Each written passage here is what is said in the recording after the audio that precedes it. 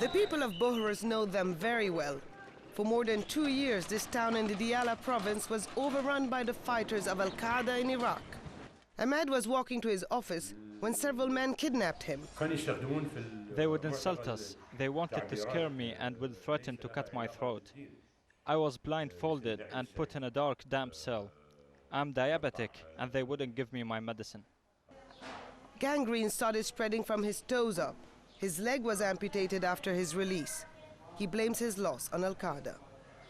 Al-Qaeda in Iraq is run by foreign leaders loyal. The Bush administration is building its new case to stay in Iraq as a war against Al-Qaeda.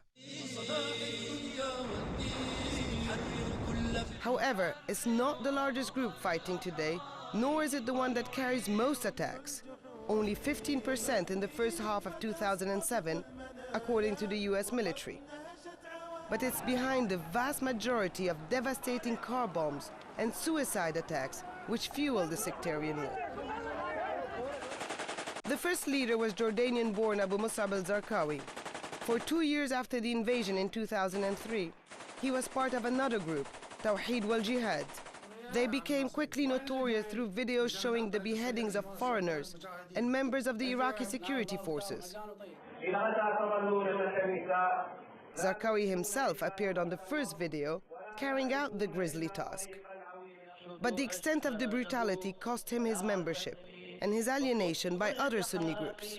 All the Iraqis' resistance organization went against him, even the foreigners. We and the most of the Mujahideen was there. They were against these actions. Zarqawi has been sent to corner. That time, he,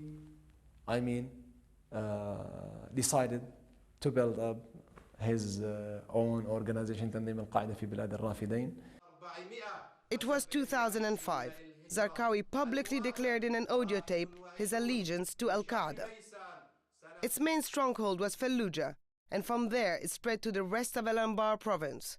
Today, it has presence in Baghdad, Mosul, Kirkuk, and the Diyala province. In June 2006, Zarqawi was killed by US forces, but his death had little impact on the ground. And by October, a new force emerged, the Islamic State in Iraq, an umbrella group headed by Al-Qaeda, which includes foreign fighters and a few Sunni Iraqi groups. We have warned them before. That's if you want to go ahead, to continue your operations, your missions that way, then you are going to be struck out by the people of the areas.